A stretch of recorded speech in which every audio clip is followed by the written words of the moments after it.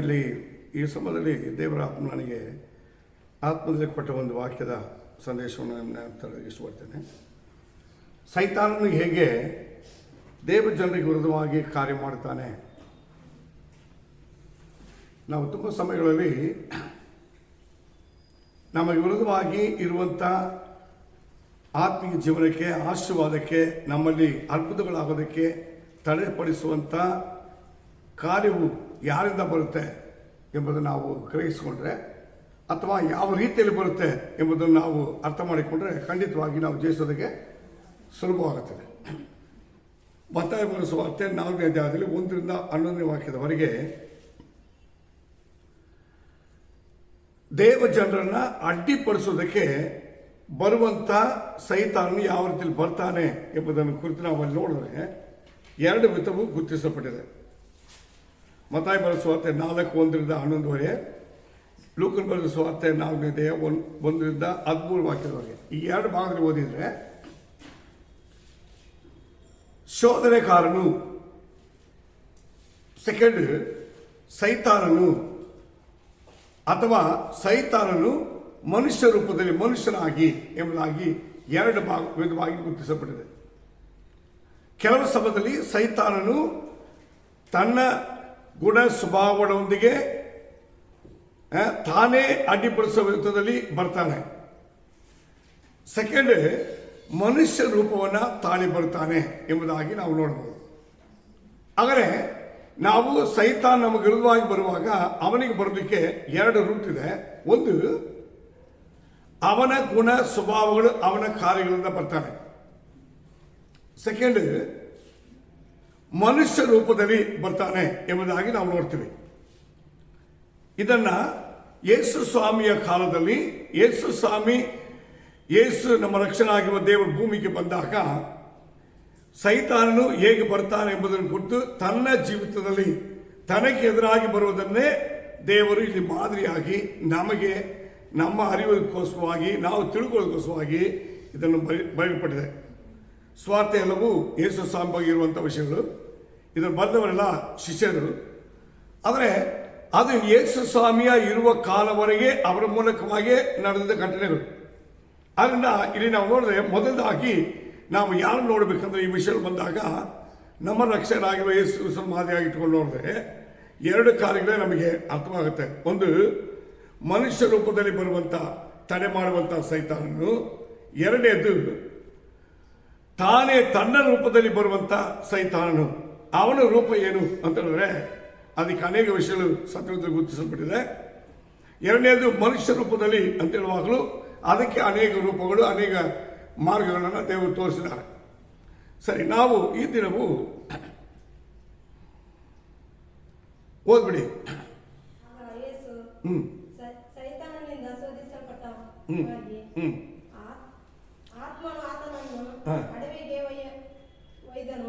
ಆಗ ಆತನು ಸೈತಾನನಿಂದ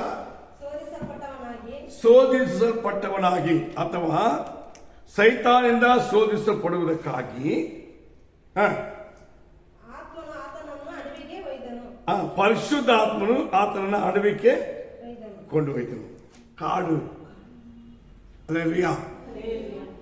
ಈ ಕಾಡು ಎಂದ್ರೆ ಅರ್ಥ ಏನು? ಮನುಷ್ಯರು ವಾಸ ಮಾಡುವುದಕ್ಕೆ ಅಸಾಧ್ಯವಾಗಿರುವ ಸ್ಥಳ. ಎರಡನೇದು, ದುಷ್ಟ ಮೃಗಗಳು ವಾಸವಾಗಿರುವಂತ ಸ್ಥಳ.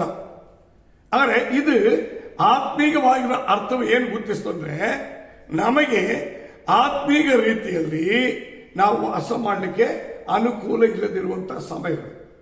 ಉದಾಹರಣವಾಗಿ ಒಬ್ಬರಾಗಿರ್ಬೇಕಾದ್ರೆ, ಯಾರು ಇಲ್ಲದೆ ಹೋಗ್ಬಿಟ್ರೆ, ಒಂದೇ ಕುಟುಂಬ ಆಗಿದ್ರೆ, ನಾವು ಒಬ್ಬರೇ ನಮಗೆ ವಿರೋಧವಾಗಿ ಶೋಧಗಳು, ಇಷ್ಟು ಕಷ್ಟಗಳು ನಮ್ಮನ್ನು ಸುತ್ತಿ ಬರುವ ಸಮಯದಲ್ಲಿ ನಮಗೆ ಅವಾಗ ಯಾರು ಇರೋಲ್ಲ.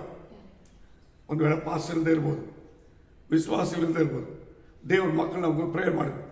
ಆ ಒಂದು ಅನುಭವ ನಮಗೆ ಬರುವಾಗ ನಾವು ಧೈರ್ಯವಾಗಿರ್ಬೇಕು. ಅಲ್ಲಿ ಯಾರು ಇರ್ತಾರೆ? ದೇವರ ಆತ್ಮ ಇರ್ತಾರೆ. ಪ್ರೈಸಲೋ. ಈಗ ನೋಡ್ರಿ, ವ್ಯಾಧಿ ಬಂತಂದಿಟ್ಟು ವೈದ್ಯರು, ಮನುಷ್ಯರು, ಹಣ ಇರೋರು ಯಾರಿದ್ರು ಕೂಡ ಏನು ಪ್ರಯೋಜನ ಇಲ್ಲ. ಅಲ್ಲಿ ಯಾರು ಬೇಕು? ದೇವರೊಬ್ಬರೇ ಬೇಕು. ದೇವರಿಲ್ದ ಹೋದ್ರೆ ಡಾಕ್ಟರ್ ಏನು ಮಾಡೋಕ್ಕಾಗಲ್ಲ. ದೇವರಿಲ್ದ ಹೋದ್ರೆ ಯಾರು ನಮಗೆಲ್ಲ ಸಹಾಯ ಕೊಡ್ಲಿಕ್ಕೆ ಅವಕಾಶ ಇರಲ್ಲ. ಈಗ ದೇವರಿಂದ ಹೋದ್ರೆ ನಮಗೆ ಎಲ್ಲ ಇದ್ರು ಕೂಡ ಅಲ್ಲಿ ಗುಣವಾಗೋದಕ್ಕೆ ಇದೆಲ್ಲ ಇದ್ರು, ಜನ ಹಣ ಎಲ್ಲ ಇದ್ರು ಕೂಡ ಗುಣಪಡಿಸೋದು ಕಾಪಾಡೋದೇ ಯಾರು? ದೇವರು. ಅಂದ್ರೆ ಈ ಅನುಭವ ಹೇಗಿದೆ ಅಂದ್ರೆ ನಮಗೆ ಅನುಕೂಲವಾಗಿ ಇಲ್ಲದಿರುವಂತ ಸಮಯ.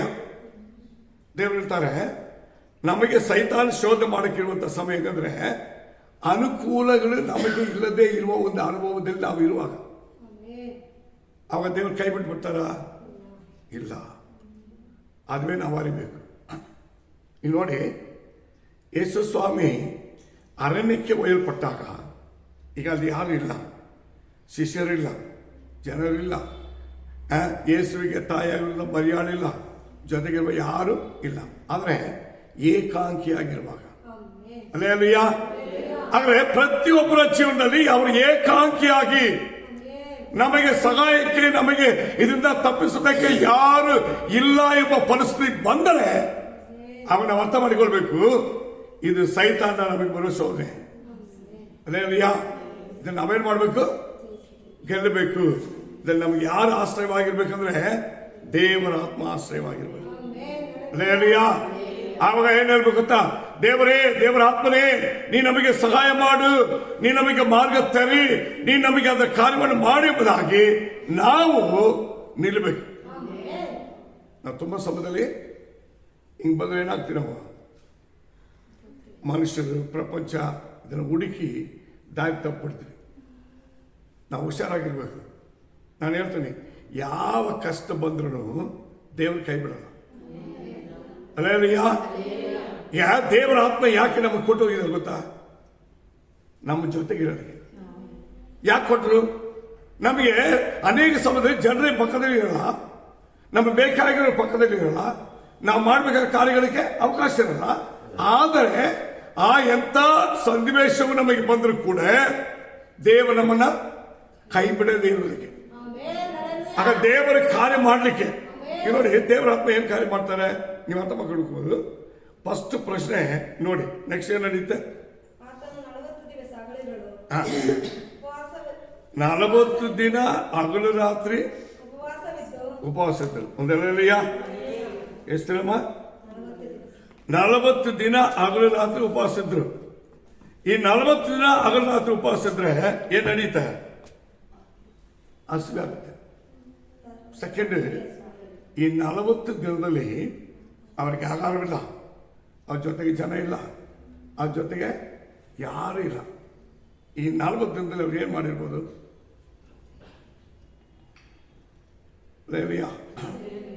ಅವರು ಒಂದು ಪ್ರಾಕ್ಟೀಸ್ ಮಾಡಿದ್ದಾರೆ. ಏನು ಅಂತ ಹೇಳಿದ್ರೆ ಅದೇ ಬರುತ್ತೆ, ನೀವು ಓದಬಹುದು. 3ನೇ ವಾಕ್ಯ. ಆಗ ಬಂದು ನೀನು ದೇವರ ಮಗನಾಗಿ ಇದ್ದರೆ,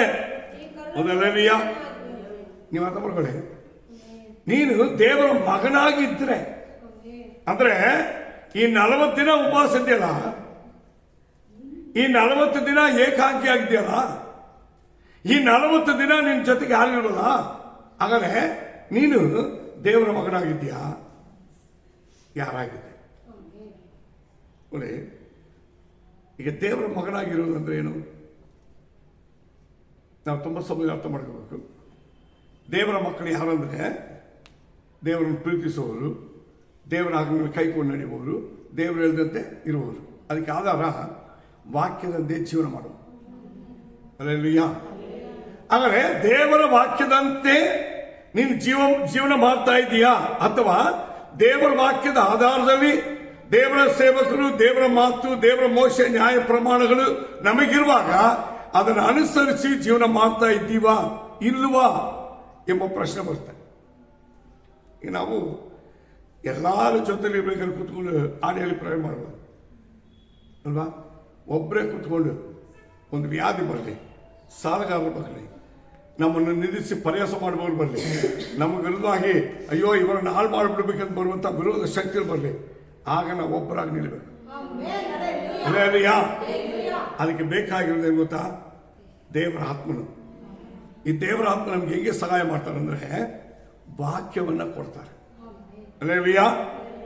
ದೇವರಾತ್ಮ ಏನ್ ಮಾಡ್ತಾರೆ ನೋಡಿ, ಬೈಬಲಿ ಅದು ಬೈಬಲ್ ಪಡೆದ್ರೆ ಯಾರು ಕೊಡಬಹುದಲ್ಲ.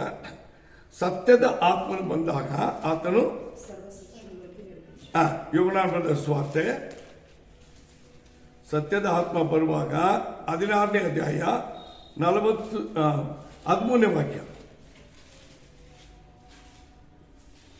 ಸತ್ಯದ ಆತ್ಮನು ಬಂದಾಗ ಆತನು ನಿಮ್ಮನ್ನು ನಡೆಸಿಕೊಂಡು ಸಕಲ ವಿಷಯದಲ್ಲಿಯೂ ಸತ್ಯಕ್ಕೆ ಸೇರುವನು. ಸಕಲ ವಿಷಯಗಳಲ್ಲಿ ಸತ್ಯದೊಳಗೆ ನಮ್ಮನ್ನು ನಡೆಸುವುದು. ಗಮನಿಸಿ, ಈಗ ಯೇಸು ಸ್ವಾಮಿ 40 ದಿನಗಳು ಅಡವಿಕ್ಕೆ ಒಯ್ಯಲ್ಪಟ್ಟಿದಂಗೆ ದೇವರ ಆತ್ಮನವರನ್ನು ನಡೆಸಿಕೊಂಡು ಹೋಗಿ, ಸೇಮ್ ಪದ ಬರುತ್ತೆ. ಅಲ್ಲೇಲೂಯಾ. ಆದ್ರೆ ಒಂದು ಶೋಧನೆ ಬರುತ್ತೆ ಅಂತ ಹೇಳುವಾಗ ಅದರ ಮುಂಚೆನೆ ದೇವರ ಆತ್ಮ ನಮ್ಮನ್ನು ಏನ್ ಮಾಡ್ತಾರೆ, ಸತ್ಯದ ವಾಕ್ಯದ ಸತ್ಯದ ಮಾರ್ಗದಲ್ಲಿ ನಮ್ಮನ್ನು ನಡೆಸ್ಕೊಂಡು ಹೋಗ್ತಾರೆ. ನೀವು ಅರ್ಥ ಮಾಡ್ಕೋಬೇಕು. ಯಾವಾಗ ನಮಗೆ ದೇವ್ರ ವಾಕ್ಯ ಹೆಚ್ಚಾಗಿ ಬೋಧಿಸಬಹುದು ಅಂತ ಇಟ್ಕೋ, ಶೋಧನೆ ಹೆಚ್ಚಾಗಿ ಬರ್ತಾ ಇದೆ ಅಂತ ಅರ್ಥ. ನಾವು ಹೆಚ್ಚಾಗಿ ದೇವ್ರ ವಾಕ್ಯವು ನಮಗೆ ದೇವರು ಹೇಳ್ಕೊಡ್ತಾ ಇದ್ದಾರೆ, ಸೇವಕರು ನಮ್ಗೆ ಹೆಚ್ಚಾಗಿ ಪ್ರಸಾದ ಮಾಡ್ತಾ ಇದ್ದಾರೆ ಅಂತ ಗೊತ್ತಾ, ನಮ್ಮ ಸುತ್ತ ತುಂಬಾ ಶೋಧನೆ ಇದೆ. ನೀವು ಅದನ್ನು ಗೆಲ್ಲುವರಾಗಬೇಕು, ನೀವದನ್ನು ಜಯಿಸುವರಾಗಬೇಕು, ನೀವು ಅದರಲ್ಲಿ ಧೈರ್ಯವಾಗಿ ನಿಲ್ಲುವಂತವರಾಗಬೇಕು. ಹೀಗೆ ದೇವರ ಆತ್ಮನ ಏನ್ ಮಾಡ್ತಾರೆ, ನಮಗೆ ಬೋಧನೆ ಮಾಡ್ತಾರೆ. ಈಗ ನಾವೇನ್ ಮಾಡ್ತೀವಿ, ಹೆಚ್ಚಾಗಿ ಪ್ರಸಂಗ ಏನ್ ಮಾಡ್ಬಿಡ್ತೀವಿ, ಬಿಟ್ಬಿಟ್ಟು ಸಕಲ ವಿಷಯ, ಅದು ವ್ಯಾಧಿ, ಸಾಲ, ಎಲ್ಲಾ ವಿಷಯಗಳು, ಸಕಲ ವಿಷಯಗಳು, ಕೆಲಸ, ವ್ಯಾಪಾರ, ಏನೇ ಕಾರ್ಯವಾಗಲಿ ಅಲ್ಲಿ ಸಕಲ ವಿಷಯಗಳನ್ನು ಎಂಬುದಾಗಿ ಗುರುತಿಸಿದೆ. ಆದರೆ ನಾವು ನೋಡಿದ್ರೆ ಸಕಲ ವಿಷಯದಲ್ಲಿ ಸತ್ಯದೊಳಗೆ ನಮ್ಮನ್ನೇ ಮಾಡ್ತಾರೆ, ನಡೆಸ್ತಾರೆ. ಯಾಕೆ? ಸತ್ಯವು ನಮ್ಮನ್ನು ಗೆಲ್ಲಿಸುತ್ತೆ. ಹೇಗೆ ನೋಡ್ರಿ, ಈಗ ನಾವು ಹಂಗೆ ಇಟ್ಕೊಂಡು ತಿರುಗಿ ಮತ್ತಾಯ ಬರೋ ಸುವಾರ್ತೆ 4ನೇ ಅಧ್ಯಾಯದ ಬನ್ನಿ.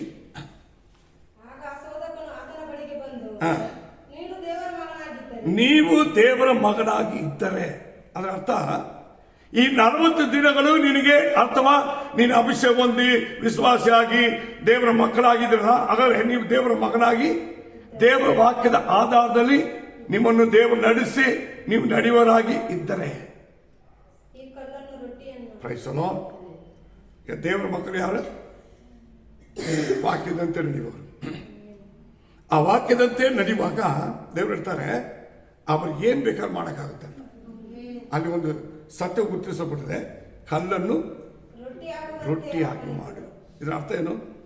ಯೇಸು ಹತ್ರ ಬಂದ್ರೆ ಸೈತಾನಿ ಮಾತು ಕೇಳ್ಬೇಕಾದ್ರೆ, ಮನುಷ್ಯನು ರೊಟ್ಟಿಯಿಂದ ಮಾತ್ರ ಬದುಕಲ್ಲ,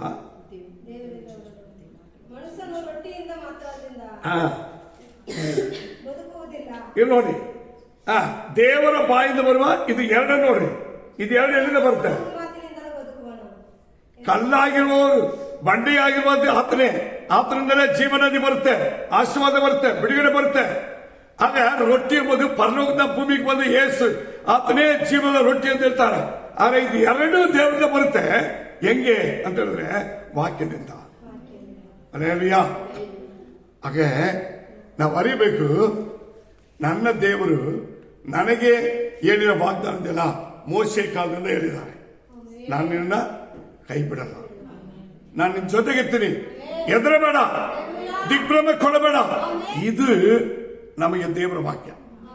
ಇದನ್ನು ನಾವೇನ್ ಮಾಡ್ಬೇಕಂದ್ರೆ, ಅಲ್ಲಿ ವಾಕ್ಯವಾಗಿ ನಮ್ಮ ಒಳಗೆ ವಾಸವಾಗಿ, ನಮಗೆ ಆಹಾರವಾಗಿ, ನಮಗೆ ಗುಣ ಮಾಡುವ ಶಕ್ತಿಯಾಗಿ ಆ ವಾಕ್ಯ ಎಂಬ ಆತನೇ ನಮಗೆ ಬೋಧಿಸುವ ಪರಿಶುದ್ಧಾತ್ಮನಾಗಿ, ಆ ವಾಕ್ಯ ಎಂಬ ಬಲದಲ್ಲಿ ನಮ್ಮ ನಡೆಸುವ ಪರಿಶುದ್ಧಾತ್ಮನ ಶಕ್ತಿಯಾಗಿ ನಾವು ಅರಿವಂತವರಾಗಬೇಕು. ಆ ದೇವರ ಮಕ್ಕಳಿಗೆ ಏನಿದೆ ಅಂದ್ರೆ, ಅವರಿಗೆ ಏನು ಅಧಿಕಾರ ಇದೆಯೋ ಅದೇ ಅಧಿಕಾರ ನಮಗಿದೆ. ಆದ್ರೆ ನಮಗೆ ವಿರುದ್ಧವಾಗಿ ಬರುವ ತಡೆಗಳನ್ನ ಮುರಿದಾಕೋದು ನಮಗೆ ಅಧಿಕಾರ ಇದೆ. ನಮಗೆ ಬರ್ಬೇಕಾದ್ರೆ ಆಶೀರ್ವಾದ ನಾವು ಪಡ್ಕೊಳ್ಳಿಗೆ ನಮಗೆ ಅಧಿಕಾರ ಇದೆ. ಇದು ಎರಡಕ್ಕೆ ದೇವರ ಮಕ್ಕಳಿಗೆ ಅಧಿಕಾರ ಕೊಟ್ಟಿರೋದು. ಇದು ನಾವು ತುಂಬಾ ಸಮಯ ಏನ್ ಮಾಡ್ತೀವಿ, ಮರ್ತು ಬಿಡ್ತೀವಿ. ಆಶೀರ್ವಾದ ನಮಗೆ ಬರಮಾಡೋದಕ್ಕೂ ಆಶೀರ್ವಾದ ಪಡ್ಕೊಳ್ಳೋದಕ್ಕೆ ನಾವು ದೇವರ ಮಕ್ಕಳು. ಸೆಕೆಂಡ್, ಸೈತಾನನ ತಡೆಗಳನ್ನ ಮುರಿದಾಕೋದಕ್ಕೂ ದೇವರ ಮಕ್ಕಳಾಗಿ ನಮಗೆ ಅಧಿಕಾರ ಇದೆ. ಈ ಎರಡನ್ನ ದೇವರು ನಮ್ಮ ಕೈ ಕೊಟ್ಟಿದ್ದಾರೆ. ಹೆಂಗೆ ಅಂತ ಹೇಳಿದ್ರೆ, ನನ್ನ ವಾಕ್ಯವನ್ನು ಕೇಳಿ ನನ್ನನ್ನು ಕಲಿಸಿದಾತ ನಂಬುವನು, ನನ್ನ ವಾಕ್ಯವನ್ನು ಕೇಳಿ ಅದರಂತೆ ನಡೆಯುವವನು ನಾನು ಮಾಡಿದ ಮಾಡ್ತಾನೆ, ಅದಕ್ಕಿಂತ ಮೇಲಾಗಿ ಮಾಡ್ತಾನೆ. ಹಲ್ಲೆಲೂಯಾ. ಆದರೆ ಈ ಮಕ್ಕಳೆಂಬ ಸ್ಥಾನವಿದೆಯಲ್ಲ, ಇದನ್ನೇ ಸೈತಾನ ಗುರುತಿಸ್ತಾನೆ. ನೀನ್ ದೇವರ ಮಗನು. Praise the Lord. ನೀವು ಅರ್ಥ ಮಾಡ್ಕೊಳ್ಳಿ. ಈಗ ಕಲ್ಲನ್ನ ರೊಟ್ಟಿ ಮಾಡೋದಕ್ಕೂ ಅಧಿಕಾರ ಇದೆ, ರೊಟ್ಟಿಯನ್ನು ಕಲ್ಲು ಮಾಡೋದಕ್ಕೂ ಅಧಿಕಾರ ಇದೆ. ಆದ್ರೆ ಇದು ಎರಡನ್ನೂ ಮಾಡುವುದಿಲ್ಲ ದೇವರ ಮಕ್ಕಳು. Praise the Lord. ಅವ್ರ ಕೆಲಸ ಗೊತ್ತಾ? ದೇವರ ವಾಕ್ಯದ ಬಂದ ಗೆಲ್ಲುವುದು. ಈಗ ಅಲ್ಲಿ ಬಂದಿರೋದು ಶೋಧನೆ, ಅದು ಗೆಲ್ಲಬೇಕು ಹೊರತು ರೊಟ್ಟಿ ಮಾಡ್ತಿರೋದಲ್ಲ. ಈಗ ಅಲ್ಲಿ ಬಂದಿರೋ ಶೋಧನೆ ನಾವು ಗೆಲ್ಲಬೇಕು ಹೊರತು ಅಲ್ಲಿ ಏನೋ ನಮಗೆ ಬೇಕಾದ ಲಾಭ ಅಲ್ಲ. ಅದು ನಮಗೆ ಶೋಧನೆ ಬರುವಾಗ ನಾವು ಗೆಲ್ಲಬೇಕು. ಗೆದ್ರೆ ನಾವು ಅವನನ್ನು ಜಯಿಸ್ತೀವಿ, ನಮಗೆ ಉಂಟಾಗುವ ಎಲ್ಲಾ ಕಾರ್ಯದಲ್ಲಿ ನಾವು ಜಯ ಹೊಂದಿದ್ವಿ. ನೋಡಿ ಏನ್ ನಡೀತಾ ಆಮೇಲೆ. ಈಗ ಇದನ್ನ ಹಂಗೆ ಇಟ್ಕೊಳ್ಳಿ. ಇವ್ರು 3 ಸಾರಿ ಟೆಸ್ಟ್ ಮಾಡಿ ಆದ್ಮೇಲೆ ಲಾಸ್ಟ್ಗೆ ಇವ್ರು ಹೋಗ್ಬಿಡ್ತಾನೆ ಸೋತು. 3ಕ್ಕೆ ದೇವ್ರ ವಾಕ್ಯದಲ್ಲಿ ಬಂದಿದೆ, ದೇವ್ರ ವಾಕ್ಯ ಹೇಳಿದೆ, ದೇವ್ರ ವಾಕ್ಯ ಬಂದಿದೆ, ದೇವ್ರ ವಾಕ್ಯ ಹೇಳಿದೆ, ಇಷ್ಟ ಹೇಳ್ತಾರೆ. ಇದು ಹೇಳಿ ಮುಗಿಸಿ ಸೈತಾನ ಹೋದ್ಮೇಲೆ ಯಾರು ಬರ್ತಾರೆ? ದೇವದೂತನು ಬರ್ತಾನೆ. ಹಲ್ಲೆಲೂಯಾ. ಯಾರು ಬರ್ತಾನೆ? ದೇವದೂತನು ಬರ್ತಾನೆ. ಬಂದ್ಬಿಟ್ಟು ಏನ್ ಮಾಡ್ತಾ ಗೊತ್ತಾ? ಆವಾಗ ಆತನಿಗೆ ಆಹಾರ ಕೊಡ್ತಾನಂತೆ. Price the lord.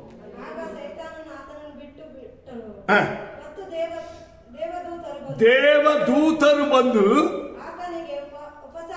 ಆತನಿಗೆ ಉಪಚಾರ ಮಾಡಿದ್ರು. ಅಂದ್ರೆ ಆತನಿಗೆ ಏನ್ ಬೇಕಾದೆಲ್ಲ ಮಾಡು. ನೋಡಿ ಇಲ್ಲಿ ದೇವರ ವಾಕ್ಯದಂತೆ ನಾವು ನಡ್ಕೊಂಡು ದೇವರ ವಾಕ್ಯದ ಆಧಾರದಲ್ಲಿ ನಿಂತು ನಾವು ಎದುರಿಸ್ಬಿಟ್ರೆ ಜಯ ನಮಗೆ. ಆದರೆ ದೇವ ಜನರು ಶೋಧನೆ ಬಂದ್ರೆ ದೇವರ ವಾಕ್ಯದ ಆಧಾರದಲ್ಲಿ ನಿಂತು ಗೆಲ್ಲಬೇಕು ಹೊರತು ಹಿಂದಕ್ಕೆ ಹೋಗಬಾರ್ದು. ಆ ಸಮಯದಲ್ಲಿ ನಮಗೆ ಸ್ವಲ್ಪ ಆದಾಯ ಸಿಗುತ್ತೆ ಎಂಬುದಕ್ಕೋಸ್ಕರ ಯಾಕಂದ್ರೆ ತಿರುಗಬಾರ್ದು. ಈಗ ನೋಡ್ರಿ, ಕಲ್ಲನ್ನ ರೊಟ್ಟಿ ಮಾಡಿದ್ರೆ ಹೊಟ್ಟೆ ಹಸಿ ಹೋಗುತ್ತೆ, ಆ ತೀರು ಹೋಗುತ್ತೆ. ಹಂಗೆ ಆಗ್ಬಾರ್ದು. ನಮ್ಮ ಮಕ್ಕಳು ನಮಗೆ ಅಧಿಕಾರ ಇದೆ. ನೋಡಿ, ನಮ್ಮ ಮಕ್ಕಳಾಗಿ ನಮಗೆ ಒಳ್ಳೇದು ಕೆಟ್ಟದಲ್ಲಿ ಕೆಟ್ಟದ ಆರಿಸ್ಕೊಳ್ಳೋಕ್ಕೂ ಅಧಿಕಾರ ಇದೆ, ಒಳ್ಳೇದನ್ನು ಆರಿಸ್ಕೊಳ್ಳೋಕೆ ಅಧಿಕಾರ ಇದೆ. ನಾವು ಸ್ವಲ್ಪ ಸಮಯದಲ್ಲಿ ವಿಶ್ವಾಸಕ್ಕೆ ದ್ರೋಹ ಮಾಡಬಾರ್ದು, ಸಭೆಗೆ ದ್ರೋಹ ಮಾಡಬಾರ್ದು, ಸೇವಕರಿಗೆ ದ್ರೋಹ ಮಾಡಬಾರ್ದು, ದೇವ್ರ ಮಾಡಿದ ಉಪಹಾರಕ್ಕೆ ದ್ರೋಹ ಮಾಡಬಾರ್ದು. ನಾವು ಅಲ್ಲಿ ನಿಂತ್ಕೋಬೇಕು. ಒಂದು ಸಣ್ಣ ಸೋದನೆ ಕಷ್ಟ ಬಂತಂದ್ರೆ ತಕ್ಷಣ ಏನ್ ಮಾಡ್ತೀವಿ ನಾವು? ಸಭೆ ಮಾಡ್ತು ಬಿಡ್ತೀವಿ, ಸೇವಕರ ಮಾಡ್ತು ಬಿಡ್ತೀವಿ, ದೇವ್ರ ಇದುವರೆಗೆ ಮಾಡಿದ ಉಪಹಾರ ಮಾಡ್ತು ಬಿಡ್ತೀವಿ. ಸ್ವಲ್ಪ ಲಾಕೋಸ್ಕರ ಏನ್ ಮಾಡ್ತೀವಿ ಗೊತ್ತಾ? ದಾರಿ ತಪ್ಪಿಬಿಡ್ತೀವಿ. ದೇವ್ರು ಹೇಳ್ತಾರೆ, ನೀವು ದಾರಿ ತಪ್ಪಬಾರ್ದು, ನೀವು ಧೈರ್ಯವಾಗಿರ್ರಿ, ನೀವು ಧೈರ್ಯವಾಗಿರ್ರಿ. ನಾನು ನನ್ನ ದೂತನನ್ನು ಕಳಿಸ್ತೀನಿ ನಿಮಗೋಸ್ಕರವಾಗಿ. ಆ ದೂತನು ದೇವರ ಸೇವಕನು, ಆ ದೂತನು ನಮಗೆ ಸಹಾಯ ಮಾಡಲಿಕ್ಕೆ ಬರುವವನು, ಆ ದೂತನು ನಮಗೆ ದೇವರಿಂದ ಮನುಷ್ಯ ರೂಪದಲ್ಲಿ ಕಲಿಸಲ್ಪಡುವವರು ಎಂಬುದಾಗಿ ನಾವು ಅರ್ಥ ಮಾಡಿಕೊಳ್ಬೇಕು. ನಾವು ನೆನೆಸದ ರೀತಿಯಲ್ಲಿ ನಮಗೆ ಸಹಾಯ ಬರುತ್ತೆ. ಅದಕ್ಕೆ ನಾವು ಈ ಶೋಧನೆ ಕಷ್ಟ ಬಂದಾಗ ನಾವೇನ್ ಮಾಡ್ಬೇಕು? ಬೇಸರ ಆಗಬಾರ್ದು. ಧೈರ್ಯವಾಗಿ ನಾವು ಕೇಳಿದ ದೇವರ ವಾಕ್ಯದ ಉಪದೇಶದಲ್ಲಿ ನಿಲ್ಲಬೇಕು, ಸತ್ಯದಲ್ಲಿ ನಿಲ್ಲಬೇಕು. ನಮಗೆ ನಮ್ಮ ಪಾಸ್ಟ್ ಹೇಳಿದ್ದಾರೆ, ನಮ್ಮ ಸಭೆಯಲ್ಲಿ ದೇವರ ವಾಕ್ಯದಲ್ಲಿ ಹೇಳಿಕೊಟ್ಟಿದ್ದಾರೆ. ನಮ್ಮ ದೇವರು ಹೀಗೆ ನಡೀತಾರೆ ಎಂಬುದಾಗಿ ಸಾಕ್ಷಿ ನುಡಿದಿದ್ದಾರೆ, ಹಂಗೆ ಜೀವಿಸಿದ್ದಾರೆ, ಬೈಬಲ್ ಬರ್ದಿದೆ. ಇದೆಲ್ಲ ನಾವು ಪ್ರಸಂಗ ಕೇಳಿದೀವಿ. ಈ ರೀತಿಯ ನಮ್ಮ ಹೃದಯ ಏನ್ ಮಾಡಬೇಕು? ಬರಬೇಕು. ಹಾಗಾದ್ರೆ ನಾವು ಒಂದು ಯೋಚನೆ ಮಾಡೋಣ. ಇದರಲ್ಲಿ ತುಂಬಾ ವಿಷಯವಿದೆ.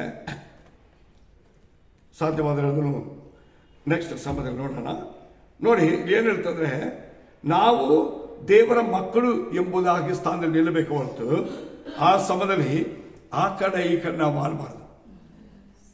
ನಾವು ತುಂಬ ಸಮಯದಲ್ಲಿ ಮಾಡುವ ಶೋಧನೆ ಕಾಲದಲ್ಲಿ ನಾವು ಮಾಡುವ ನಮ್ಮಲ್ಲಿ ಬರುವಂಥ ಕೊರತೆ ಗೊತ್ತಾ? ತಕ್ಷಣ ನಾವು ನಮ್ಗೇನು ಈ ಸದ್ಯಕ್ಕೆ ಏನು ಮಾಡಿಬಿಡೋಣ, ಆಮೇಲೆ ದೇವರು ನಡೆಸ್ತಾರೆ. ಹಂಗೆ ಹೋಗ್ಬಿಡ್ಬಾರ್ದು. ನೀವು ಸಣ್ಣ ವಿಷಯವಾಗಲಿ ದೊಡ್ಡ ವಿಷಯವಾಗಲಿ, ದೇವರು ಏನಾದರೂ ಹೇಳಿದರೆ, ದೇವ್ರ ವಾಕ್ಯ ನಮಗೆ ಎಚ್ಚರಿಕೆ ಕೊಟ್ಟಿದ್ರೆ, ದೇವರ ಸೇವೆ ನಮಗೆ ಹೇಳಿ ಕೊಟ್ಟಿದ್ರೆ, ನಾವು ಹಿಂಗೆ ಇರಬೇಕೆಂಬುದಾಗಿ ಅಲ್ಲಿ ನಿಲ್ರಿ. ಆವಾಗ ನಿಮ್ಗೆ ಆಗುವ ಅರ್ಬದು ನೋಡ್ರಿ. ಆಗ ನೀವು ಕಂಡುಕೊಂಡ್ರೆ ನಿಮ್ಮ ಜೀವಿತವನ್ನ ಯಾವ ರೀತಿಯ ಸೈತಾನ ಏನ್ ಮಾಡಕ್ಕೆ ಅವಕಾಶನೇ ಸಿಗಲ್ಲ. ನಿಮ್ಮನ್ನು ಕೆಡಿಸುವವರ ಕೈಯಲ್ಲಿ ದೇವರು ಬಿಡಲ್ಲ, ನಿಮ್ಮನ್ನು ತಡೆ ಮಾಡುವವರ ಕೈಯಲ್ಲಿ ಬಿಡಲ್ಲ.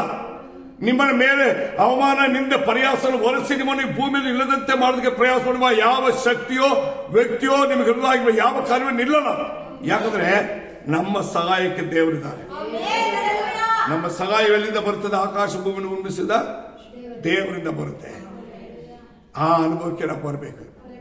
ಅದನ್ನೇ ಯೇಸು ಸ್ವಾಮಿ ಫಸ್ಟ್ ಶೋಧನೆಗಳು ಸೈತಾನ ನಮಗೆ ಬರುವಾಗ, ವಿರೋಧವಾಗಿ ತರುವಾಗ ಅದು ಯಾವ ರೀತಿಯಲ್ಲಿ ಬರ್ತದೆ, ನಾವು ಹೆಂಗೆ ಗೆಲ್ಲಬೇಕು ಎಂಬುದಾಗಿ ಅರ್ಥ ಮಾಡಿಕೊಳ್ಬೇಕು. ಫಸ್ಟ್ ನಾವು ದೇವರ ಮಕ್ಕಳಾಗಿ ನಿಲ್ಲಬೇಕು. ಸೆಕೆಂಡ್, ದೇವರ ವಾಕ್ಯದಲ್ಲಿ ನಾವು ಏನು ಉಪದೇಶ ಕೇಳಿದೀವೋ ಅದನ್ನು ನೆನಪಲ್ಲಿ ಇಟ್ಕೊಳ್ಬೇಕು. ಮೂರನೇದು, ಅದನ್ನು ಬಿಟ್ಟು ಎಡಕ್ಕೆ ಬಲಕ್ಕೆ ಹೋಗುವಂತ ಮನಸ್ಸು ನಾವು ಬರಬಾರದು. ಇದೆಲ್ಲ ನಾವು ನಿಂತ್ಕೊಂಡ್ರೆ ಸತ್ಯದ ಹೇಳ್ತದೆ, ನಮಗೆ ಆ ದಿನಗಳಲ್ಲಿ ಆ ಕಾರ್ಯಗಳಲ್ಲಿ ಯಾವ್ಯಾವ ರೀತಿಯಲ್ಲಿ ದೇವರು ನಮಗೆ ಸಹಾಯ ಮಾಡಬೇಕು. ವೈರಿಗಳು ನಮಗೆ ಸುತ್ತಿಕೊಳ್ಳುವಾಗ, ವಿರೋಧಗಳು ನಮಗೆ ಸುತ್ತಿಕೊಳ್ಳುವಾಗ, ಸಾಲಗಾರ ನಮಗೆ ವಿರೋಧವಾಗಿ ಎದ್ದು ನಿಲ್ಲುವಾಗ, ನಮ್ಮನ್ನು ಪರಿಹಾಸ ಮಾಡುವವರು ಮಾತಾಡುವಾಗ, ಏನೇ ಘಟನೆ ಬರಲಿ ದೇವರು ನಿಮ್ಮನ್ನು ಕೈ ಬಿಡಲ್ಲ. ಯಾಕಂದ್ರೆ ದೇವರು ತನ್ನ ಮಕ್ಕಳನ್ನ ಕೈ ಬಿಟ್ಟು ತೂಗಳಿಸೋದಿಲ್ಲ, ನಿದ್ರಿಸೋದಿಲ್ಲ. ನಾವು ದೇವರ ಮುಂದೆ ಸಮರ್ಪಿಸಿಕೊಳ್ಳೋಣ. ಈ ಪ್ರಾರ್ಥನಾ ಸಮಯಗಳಲ್ಲಿ ದೇವರು ನನ್ನ ಕೈ ಬಿಡಲ್ಲ. ದೇವರು ನನ್ನ ಪರವಾಗಿರ್ತಾರೆ, ನನ್ನ ಪರವಾಗಿ ಕಾರ್ಯ ಮಾಡ್ತಾರೆ. ನಾನು ದೇವರ ವಾಕ್ಯವನ್ನು ಕೇಳಿದ ಪ್ರಕಾರವಾಗಿ, ನನಗೆ ನನ್ನ ಸೇವಕ ನನಗೆ ಬೋಧಿಸಿದ ಪ್ರಕಾರವಾಗಿ, ನನ್ನ ಸಭೆಯಲ್ಲಿ ದೇವರ ಆತ್ಮನು ನಮ್ಮ ಸಹ ಮಾತಾಡೋದಕ್ಕೆ ತಕ್ಕ ಹಾಗೆ ನಾನು ನಿಂತು ನಡೀತೀನಿ ಎಂಬುದಾಗಿ ಬಲವಾಗಿರುವ ಒಂದು ವಿಶ್ವಾಸ ನಿಂತುಕೊಂಡ್ರೆ ಅದಕ್ಕೆ ದೇವರ ಹತ್ರ ಬಲ ಕೇಳಿ, ದೇವರೇ ಆ ಬಲ ನನಗೆ ಕೊಡು. ಏನ ಬಂದ್ರಣ ಅದನ್ನು ಎದುರಿಸೋದಕ್ಕೆ ಶಕ್ತಿ ಕೊಡು, ನಾವು ನಿಲ್ಲುವುದಕ್ಕೆ ಶಕ್ತಿ ಕೊಡು, ಅದನ್ನು ಜಯಿಸೋದಕ್ಕೆ ಶಕ್ತಿ ಕೊಡು ಎಂಬುದಾಗಿ ಎಲ್ಲರೂ ನಾವು ಕರ್ತನ ಮುಂದೆ ಸಮರ್ಪಿಸೋಣ. ನಾವು ಪ್ರಾರ್ಥಿಸೋಣ. ಲೋಕದ ಒಡೆಯ ದೇವೇ, ಒಳ್ಳೆ ಸಮಯಕ್ಕಾಗಿ ಸ್ತೋತ್ರಯ್ಯ. ಈ ವಾಕ್ಯಗಳನ್ನು ಕೇಳಿದ ನಿನ್ನ ಮಕ್ಕಳು ಒಬ್ಬೊಬ್ಬರನ್ನು ಬಲಪಡಿಸರಾಚ. ನಿನ್ನ ಮಕ್ಕಳೆಂಬ ಸ್ಥಾನದಲ್ಲಿ ನೀನು ಬೋಧಿಸುವ ನಿನ್ನ ವಾಕ್ಯವು ಪರಿಶುದ್ಧ ಆತ್ಮನಿಂದ ಕತ್ತಲೆ ಅಪಾತನೆ ಕತ್ತೆ ಕಲಿಸಿ ನಮ್ಮ ನಡೆಸಿರುವಂತ ಸತ್ಯದ ಮಾರ್ಗವು ಅದರಲ್ಲಿ ಬಲವಾಗಿ ದೃಢವಾಗಿ ನಿಂತು ದೇವರೇ, ನಮ್ಮ ಮಕ್ಕಳು ಒಬ್ಬೊಬ್ರು ಗೆಲ್ಲಬೇಕು ರಾಜ, ಒಬ್ಬೊಬ್ರು ಗೆಲ್ಲಬೇಕು ರಾಜ, ಒಬ್ಬೊಬ್ರು ಎಲ್ಲ ಸೋದರಿಗಂತ ಜಯಿಸಬೇಕು ರಾಜ. ಅದಕ್ಕೆ ತಕ್ಕ ಆಗಿರುವ ನಿನ್ನ ಆತ್ಮನ ಬಲ ಕೊಡು, ನಿನ್ನ ವಾಕ್ಯದ ಬಲ ಕೊಡು. ನಿನ್ನ ಮೇಲಿಟ್ಟ ವಿಶ್ವಾಸದಲ್ಲಿ ನಿನ್ನ ಮಕ್ಕಳ ಬದಲು ಮರೆಯದಂತೆ ಪ್ರತಿ ಕ್ಷಣವೂ ದೇವರೇ, ನನಗೆ ನನ್ನ ತಂದೆ ಆಗಿರುವ ದೇವರಿದ್ದಾರೆ, ನನ್ನ ರಕ್ಷಣೆ ಆಗಿರುವ ಯೇಸುವಿದ್ದಾರೆ, ನಾನು ಆತ್ಮ ಸತ್ಯದಲ್ಲಿ ನಡೆಯುವವರಾಗಿದ್ದೇನೆ. ನನಗೆ ಜಯ ಕೊಡುವ ಕತ್ತು ನನ್ನ ಜೊತೆಗಿದ್ದಾರೆ. ಈ ಅನುಭವದಲ್ಲಿ ಒಬ್ಬೊಬ್ಬರು ಜೀವಿಸೋದಕ್ಕೆ ಬಿಡು, ಒಬ್ಬೊಬ್ಬರನ್ನು ಬಲಪಡಿಸು ರಾಜ, ಒಬ್ಬೊಬ್ಬರನ್ನು ಉಜ್ಜೀವನಪಡಿಸು ರಾಜ. ಬಲಗೀನಪಡಿಸುವ, ತಡೆಪಡಿಸುವ, ಸಾಲ ತೊಂದರೆಗಳನ್ನು ಉಂಟು ಮಾಡುವ, ವ್ಯಾಧಿಗಳನ್ನು ತಂದಾಕುವ, ಅವಮಾನ ಪರ್ಯಾಸವನ್ನು ಉಂಟು ಮಾಡುವ, ವಿರೋಧವಾಗಿ ಜನರ ಬಾಯಿಂದ ಮಾತಾಡುವುದಕ್ಕೆ ಹೇಳುವಂತ ಎಲ್ಲ ಬಾಯಿಗಳ ಹೆಸರು ಕಟ್ಟಲ್ಪಡುವುದಕ್ಕೆ ನಿನ್ನ ನಾಮದಲ್ಲಿ ಅದ್ಭುತಗಳನ್ನು ಮಾಡಿ ರಾಜ. ಪ್ರತಿಯೊಂದಿನ ಮಕ್ಕಳನ್ನು ಬಲಪಡಿಸು. ನಿನ್ನ ವಾಕ್ಯದ ಬಲದಲ್ಲಿ, ಸತ್ಯದ ಆಧಾರದಲ್ಲಿ, ಸತ್ಯದ ಆತ್ಮದಿಂದಲೂ ನಿನ್ನ ಮಕ್ಕಳು ಗೆಲ್ಲುವಂತವರಾಗಿ ನಿನ್ನ ಕೃಪೆ ತೋರು ರಾಜ. ನಡೆಸಿಕೊಡು. ನೀನಾಗೆ ಮಾಡೋದಕ್ಕಾಗಿ ಸ್ತೋತ್ರ ಯೇಸು ನಾಮದಲ್ಲಿ ತಂದೆ. Amen, amen.